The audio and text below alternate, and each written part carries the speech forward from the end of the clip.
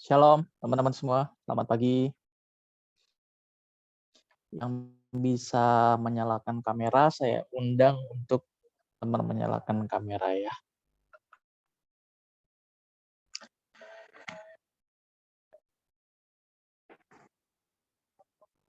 Hari ini saya mau ajak teman-teman untuk bahas tentang kemusafiran ya.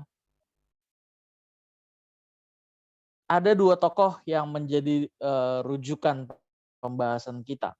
Jadi perwakilan tokoh perjanjian lama, satu tokoh perwakilan perjanjian baru. Bicara soal kemusafiran pasti tidak lepas dari tokoh perjanjian lama, yaitu Abraham. Karena Abraham disebut sebagai bapak orang percaya. Lalu siapa tokoh dalam perjanjian baru? Tentu selain Yesus ya, selain Tuhan Yesus. Kalau Tuhan Yesus mah nggak usah ditanya soal kemusafiran. Kita bicara tokoh selain Tuhan Yesus. Siapa dia? Dia adalah Paulus. Sadar atau tidak sadar, ternyata di Alkitab itu kisah Abraham dan Paulus itu punya kemiripan. Nanti kita lihat di mana letak kemiripannya ya. Kita mulai dari kisah Abraham dulu ya, tokoh perjanjian lama. Dalam kisah keluarnya Abraham dari Ur Kasdim demi panggilan Allah untuk memperoleh negeri yang akan menjadi milik pusakanya, Tuhan tidak berterus terang bahwa negeri itu tidak pernah ditemukan Abraham di bumi ini. Jadi Abraham itu dipanggil keluar dari tempat kediamannya yang sebetulnya Abraham nyaman di situ ya, Ur Kasdim ya. Tapi Allah punya rencana lain, Allah punya kehendak. Allah maka memanggil Abraham keluar dari Ur Kasdim.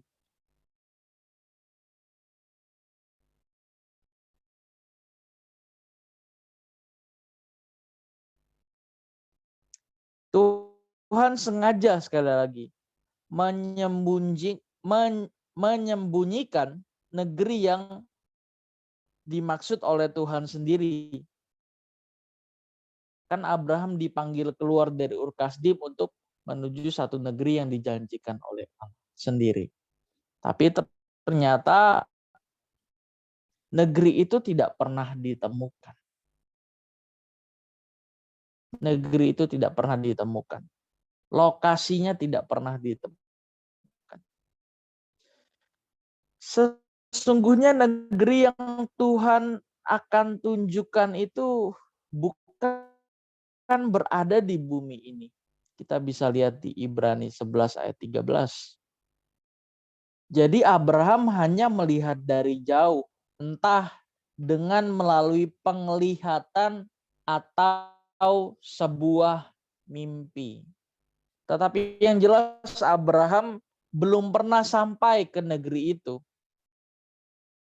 Sekilas hal ini sepertinya terlihat konyol, tetapi sebenarnya tidak sama sekali. Mungkin kita bisa buka dulu kali Ibrani 11 ayat 13. Silakan dibuka. Siapa boleh bantu?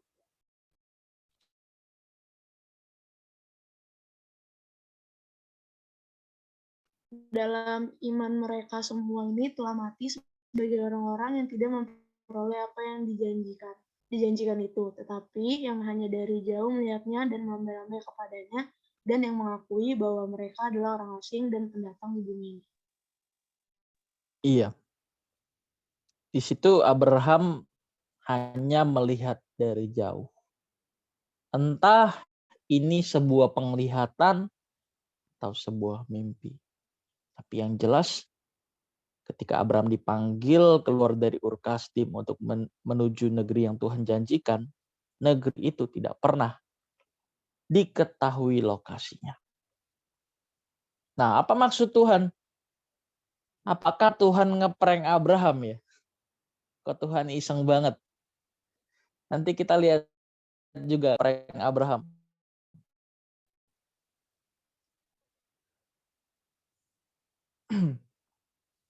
Tapi yang jelas Abraham belum pernah sekali lagi sampai ke negeri itu. Maka tadi dikatakan ini sepertinya konyol. Tetapi sesungguhnya tidak sama sekali. Tindakan Tuhan ini tentu dalam kebijaksanaan yang sempurna. Berhubung dengan keterbatasan dan kelemahan manusia. Bisa-bisa Abraham akan gagal sebagai umat pilihan kalau tahu bahwa negeri itu tidak ada di bumi ini. Negeri itu ternyata ada di langit yang baru dan bumi yang baru. Kita bisa temukan datanya di Ibrani 11 ayat 8 sampai dengan 11. Nanti silakan dibaca sendiri. Sekali lagi, negeri itu ternyata ada di langit baru dan bumi yang baru. Abraham itu manusia biasa sama seperti kita. Penuh dengan keterbatasan, punya kelemahan sama dengan kita. Maka Tuhan menyadari realitas Abraham ini. Bisa-bisa sekali lagi Abraham gagal sebagai umat pilihan kalau tahu bahwa negeri itu tidak ada di bumi ini. Negeri itu ternyata ada di langit baru, bumi yang baru. Dari tadi diulang-ulang mulu nih pembahasannya. Ya, ini namanya metode drill, pengulangan. Jadi kalau ada banyak pengulangan, tujuannya adalah supaya yang kisah Abraham ini jadi bisa mengikuti ceritanya ya. Maka dalam hal ini kita harus memandang Abraham sebagai manusia biasa yang memiliki kekurangan dan kelemahan, bahkan sangat mungkin untuk gagal. Sikap lemahnya Abraham ini bisa terlihat dari tindakannya menerima Hagar menjadi salah satu gundiknya atau simpanan yang akhirnya melahirkan Ismail yang adalah bukti kegagalan Abraham. Kan Abraham itu kan salah satu cerita yang ditampilkan di Alkitab, dia menanti-nantikan keturunan. Betul ya? Ya aja lah biar cepat. Tapi karena istrinya nggak sabar, si Sarah, jadi istrinya bilang si Abraham untuk tidurin budaknya, si Hagar. Maka lahirlah Ismail.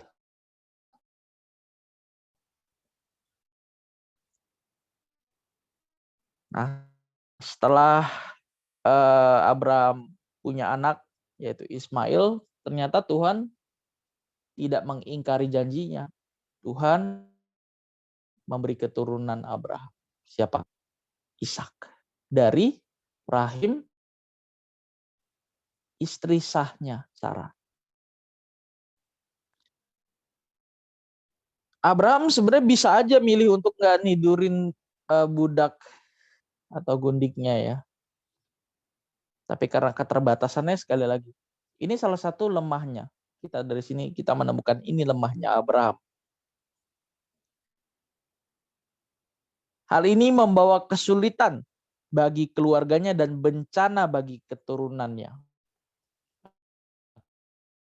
Dikatakan mungkin ini bisa dipandang sebagai tafsiran, tapi bisa juga ini sebagai sebuah kenyataan.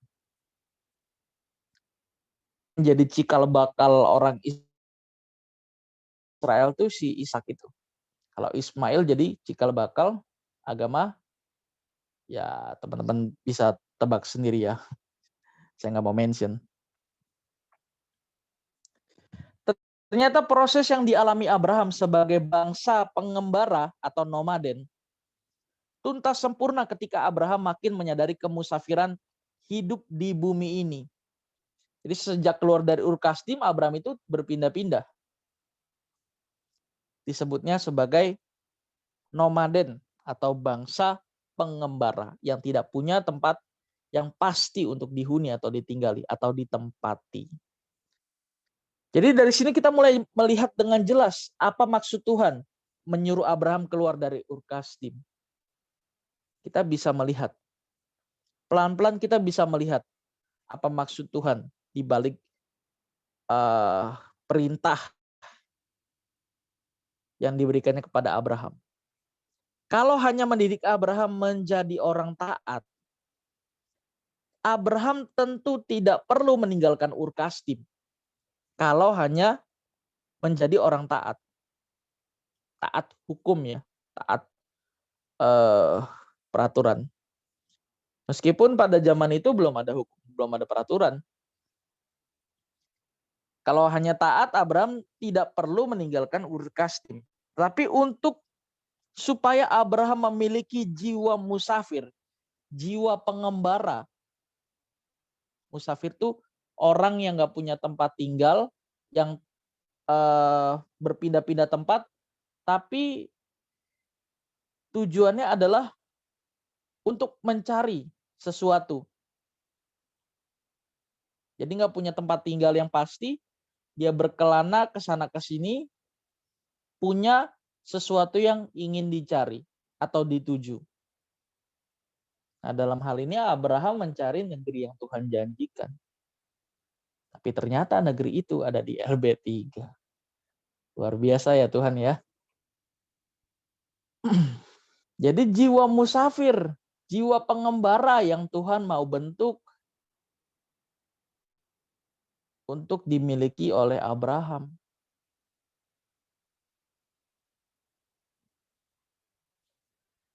Kalau untuk taat, Abraham nggak perlu meninggalkan Ur Kasdim. Tapi untuk supaya Abraham memiliki jiwa pengembara atau musafir, Abraham harus meninggalkan habitatnya atau tempatnya atau kampung halamannya. Sebab kalau Abraham tidak meninggalkan Ur Kasdim, maka sulit baginya untuk meninggalkan cara hidup atau pola pikir masyarakat nenek moyangnya. Kalau tidak meninggalkan Ur Kasdim, ia tidak pernah menjadi seorang musafir yang sejati. Ia tidak akan pernah menjadi bapak orang percaya dengan kemampuan selain ketaatannya kepada Tuhan, juga sebagai pribadi yang berjiwa musafir. Makanya Abraham disebut sebagai bapak iman orang percaya. Tentu spesifikasinya bukan hanya taat kepada Tuhan, tapi juga harus memiliki jiwa musafir. Ini tokoh perjanjian lama loh. Abraham ini loh. Ini bukan tokoh perjanjian baru. Tapi betapa hebat dan luar biasanya. Karena ketaatannya itu. Dan dia memilih memegang janji Allah. Meskipun pada akhirnya Abraham mulai menyadari bahwa negeri yang Tuhan janjikan itu bukan berasal dari bumi. Bukan berada di dunia ini. Perjalanan hidup Abraham keluar dari Ur Kasdim menghasilkan kehidupan yang matang sebagai sahabat Allah dalam diri Abraham. Sehingga ia pantas disebut sebagai bapa orang percaya. Pengalaman hidup Abraham ini rupanya sama dengan pengalaman hidup Paulus. Kalau dalam perjanjian lama, Abraham mewakilinya ya. Dalam perjanjian baru siapa nih? Kira-kira Paulus tadi ya, di awal udah disebut. Pengalaman Abraham ini juga ternyata dialami oleh Paulus. Tuhan menyembunyikan fakta bahwa kedatangannya yang kedua kali, atau dalam bahasa teologisnya parousia, tidak terjadi pada zaman Paulus. Padahal Paulus yakin sekali bahwa kedatangan Tuhan Yesus akan terjadi pada zamannya. Nah, hal ini tampak jelas sekali dalam tulisannya dalam 1 Korintus 7. Teman-teman bisa baca dari ayat yang pertama sampai 40 tuh. Kan nggak mungkin kita buka baca sekarang ya, karena waktunya singkat. 1 Korintus 7, nanti silakan dibuka. Saya hanya memberikan pandangan singkatnya aja ya. Dalam suratnya tersebut tampak sekali keyakinan Paulus bahwa Tuhan pasti datang pada zamannya. Paulus benar-benar seorang eskatomania. Eskatomania itu dari kata eskatologis, dan mania artinya orang yang ekstrim terhadap sesuatu. Maniak. Jadi eskatomania artinya adalah seseorang yang sangat ekstrim terhadap hal-hal yang menyangkut akhir zaman atau kedatangan Tuhan Yesus yang kedua kali. Begitu yakinnya bahwa Tuhan Yesus akan datang pada zaman Paulus, sampai-sampai Paulus mengajak orang untuk tidak menikah sama seperti dirinya. Buset. Ntar dibaca tuh. Menarik kisahnya tuh. 1 Korintus 7 ayat 1-40.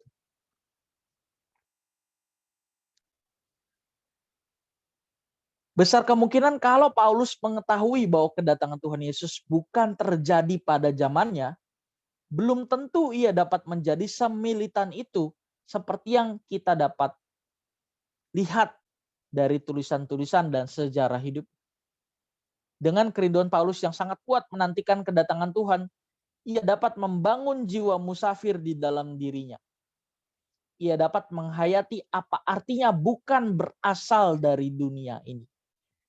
Itu ada di Yohanes 17 ayat 16. Paulus sendiri menyadari bahwa ia adalah warga kerajaan surga. Penghayatan ini membuat Paulus rela kehilangan segala sesuatu demi menyongsong kedatangan Tuhan dan majikannya. Makanya statement yang paling terkenal tuh Filipi 1 ayat 21.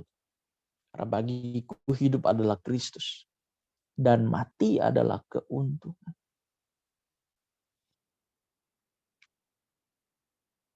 Ada kemungkinan dengan ketidaktahuan bahwa Tuhan sebenarnya belum datang pada zamannya, menjadi cara Tuhan yang sangat efektif menjadikan Paulus sebagai model anak Tuhan yang berjiwa musafir di bumi.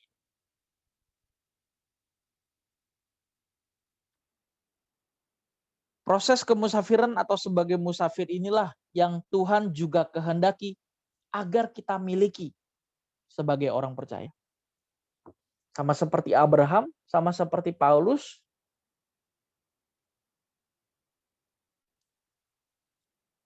kita mesti belajar dari kedua tokoh ini. Jadi kita nggak bisa menghindar ya. Itu kan adanya di tokoh perjanjian lama. Di perjanjian baru juga ada. Siapa? Paulus. Maksud agar orang percaya berjiwa musafir, berjiwa pengembara, artinya tidak terikat pada apapun dan siapapun. Kecuali hanya menantikan kedatangan Tuhan. Nah itu musafir. Tidak terikat pada apapun dan siapapun dan hanya menantikan kedatangan Tuhan. Seperti yang dialami oleh Abraham. Ketika menantikan negeri yang Tuhan janjikan. Seperti yang dialami Paulus. Ketika menantikan kedatangan Tuhan yang kedua kali.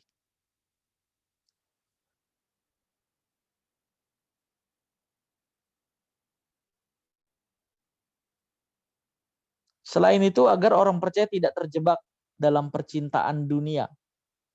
Makan, minum, seks, jalan-jalan, materialisme.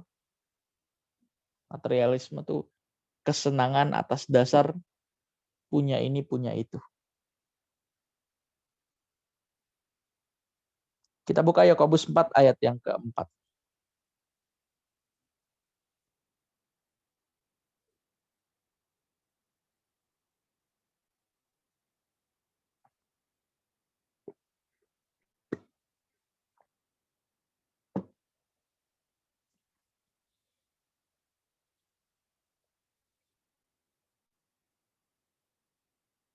Hai kamu, orang-orang yang tidak setia,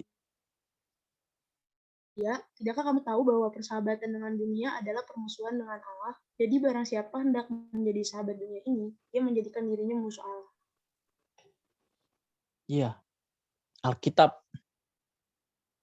Alkitab kita sudah mengatakan dengan jelas. Tidakkah kamu tahu bahwa persahabatan dengan dunia adalah permusuhan dengan Allah? Memang kita tidak berniat untuk bermusuhan dengan Allah. Tapi kalau kita mengasihi dunia, otomatis kita menempatkan diri sebagai musuh. Ayat ini hanya melekat di lembar Alkitab. Tapi kita juga berjuang untuk melakukan. Bisa atau nggak bisa itu urusan belakang, sama seperti Abraham. Abraham kan nggak tahu dia bisa mencapai negeri yang Tuhan janjikan apa enggak. Yang penting dia nurut aja tuh. Abraham keluar dari Ur Kasdim, dia keluar. Abraham, aku minta anakmu untuk menjadi korban bakar. Dikasih dong. Makanya Abraham dijuluki sebagai bapak iman orang percaya. Karena keyakinannya, ketaatannya, kepercayaannya yang begitu kuat kepada Allah. Abraham itu belum mengenal sosok Allah. Di dalam Allah itu ternyata ada bapak, ada anak. Tapi dia bisa se-ekstrim itu. Maka kita sebagai umat perjanjian baru jangan mau kalah. Jangan sampai kalah. Ini hal yang paling utama dalam kekristenan, dalam hidup kekristenan. Orang percaya harus benar-benar menyadari bahwa hidup ini hanyalah pelatihan untuk menerima kemuliaan bersama Kristus.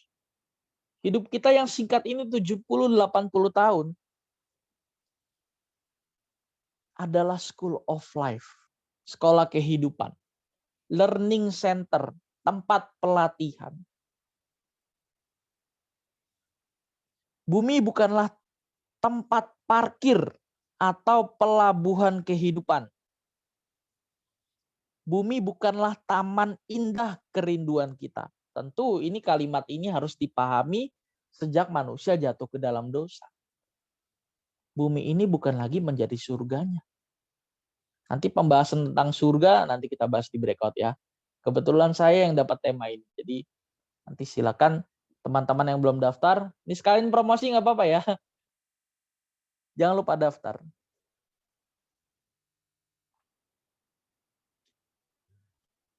Bumi ini hanyalah bagai sebuah jembatan. Oleh sebabnya hendaknya kita tidak membangun rumah di atas jembatan. Maksud jembatan di sini adalah jembatan menuju kehidupan yang sesungguhnya di langit yang baru dan bumi yang baru. Rasul Petrus menyatakan bahwa kalau kita memanggil Allah sebagai Bapa kita, maka kita hanyalah sebagai orang yang menumpang di bumi ini. Kita buka 1 Petrus 1 ayat 17.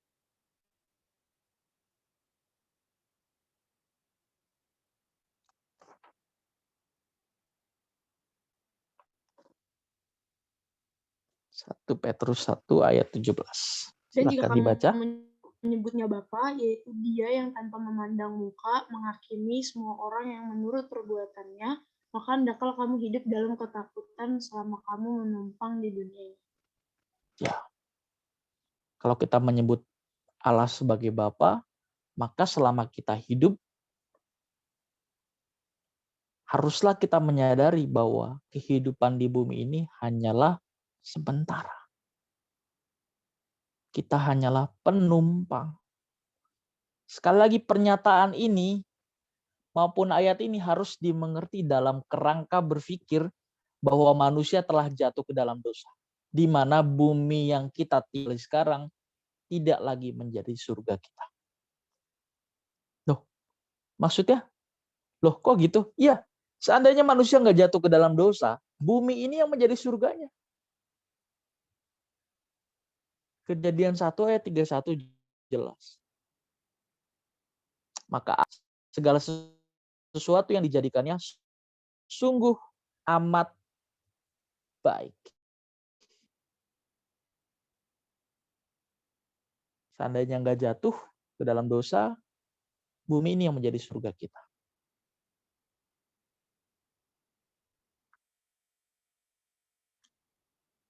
Oke, kita lanjut sedikit lagi. Dengan mengembangkan jiwa kemusafiran, seseorang akan mengasihi Tuhan lebih kuat. Dalam hal ini Tuhan tidak akan pernah memaksa seseorang untuk mengasihi Dia. Tuhan bukan pribadi yang murahan, yang suka memaksa orang untuk mengasihi dirinya. Kasih kepada Tuhan harus berangkat dari kesadaran dan ketulusan masing-masing individu. Dan kasih yang sejati ini akan membuat seseorang semakin merindukan untuk bertemu dengan Tuhan Yesus muka dengan muka. Justru ketika kita masih hidup di bumi ini, maka orang percaya dapat membuktikan bahwa ia memilih untuk mencintai Tuhan Yesus lebih dari segala sesuatu yang ada di dunia ini. Bumi ini adalah tempat pengujian apakah seseorang sungguh-sungguh mengasihi Tuhan dan berminat masuk kerajaannya, serta berminat menjadi anggota keluarga kerajaan. Kehidupan kita sekarang ini bagaikan perlombaan, iya, karena Alkitab mengatakan begitu. Ibrani mengatakan itu. Bagai sebuah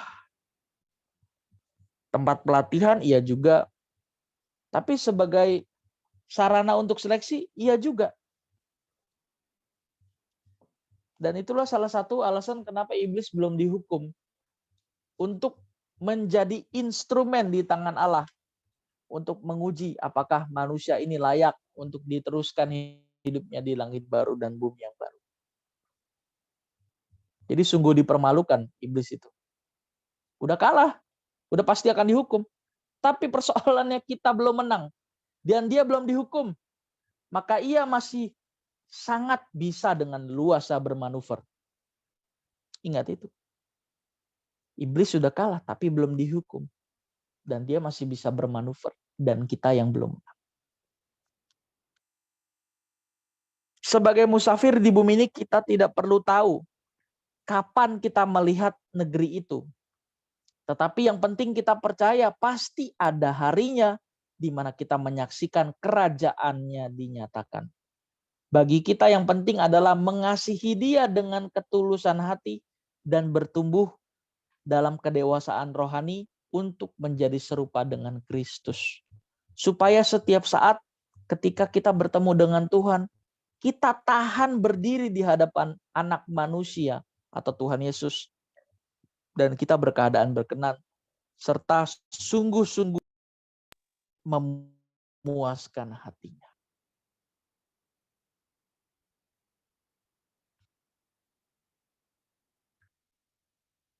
Kalau Abraham dan Paulus pada waktu itu Tuhan tidak berterus terang, itu sungguh bisa dimengerti. Karena pada waktu itu adalah permulaan pemberitaan. Kalau Abraham kan permulaan keturunan. Kalau Paulus permulaan pemberitaan. Nah kalau kita, ayo udah nggak ada apa-apa lagi. Jadi kita mesti berjuang nih. Kita mesti berjuang. Dalam 1 Tesalonika 5 ayat 2 dikatakan bahwa Tuhan datang seperti pencuri. Nah disinilah ketaatan kita benar-benar diuji. Dan ketulusan kita betul-betul sedang. Sampai sini, adakah